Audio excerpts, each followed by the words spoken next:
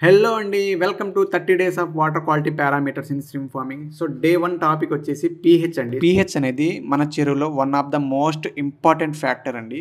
So దీనివల్లనే మన చెరువులో animal యొక్క హెల్త్, గ్రోత్ అండ్ అలాగే సర్వైవల్ సో ఓవరాల్‌గా మనకి పాండ్ యొక్క ఎకోసిస్టమ్ అనేది ఈ పీహెచ్ మీద డిపెండ్ అయి ఉంటుందండి. పీహెచ్ అనేది ఎందుకు ఇంపార్టెంట్ అని చెప్పానంటే పీహెచ్ గాని ఫ్లక్చుయేట్ అయితే చెరువులో ఉన్న ఆల్కలినిటీ గాని, డీఓ గాని అండ్ అలాగే అమ్మోనియా గాని, నైట్రేట్స్ గాని దాంతో పాటు ఫైటోప్లాంక్టన్స్ గాని సో ఇవన్నీ డిస్టర్బ్ అనేది అవుతాయి. సో దానివల్ల చెరువు యొక్క ఎకోసిస్టమ్ అనేది మొత్తం పాడైపోయి ఓవరాల్‌గా కల్చర్ లాస్ అయ్యే ఛాన్సెస్ కూడా ఉంటాయని. అందుకే పీహెచ్ అనేది చాలా ఇంపార్టెంట్ ఫ్యాక్టర్ అని చెప్పింది.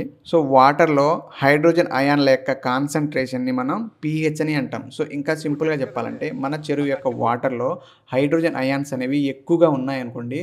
సో ఆ వాటర్ అనేది ఎసిడిక్ కండిషన్‌లో మారిద్ది. అంటే లో పీహెచ్‌లో మారిద్ది. అదేవిధంగా హైడ్రోజన్ అయాన్స్ అనేవి తక్కువగా ఉన్నాయనుకోండి. ఆ వాటర్ అనేది ఆల్కలైన్ కండిషన్‌లో మారిద్ది. అంటే పీహెచ్ అనేది హై ఎళ్ళిపోయిద్ది. సో ఈ విధంగా రొయ్యకు ఎక్కువ ఉన్న ప్రాబ్లమే, తక్కువ ఉన్న ప్రాబ్లమే. అందుకే రొయ్య బతకడానికి కావాల్సిన పీహెచ్ వచ్చేసి 7.5-8.5 అంటే న్యూట్రల్‌లో. సో ఈ న్యూట్రల్‌లో ఉన్నప్పుడే రొయ్య అనేది బతకడానికి దానికి అనుకూలమైన వాతావరణం. సో ఇలాంటి సిట్యుయేషన్‌లో అది బతికిద్ది.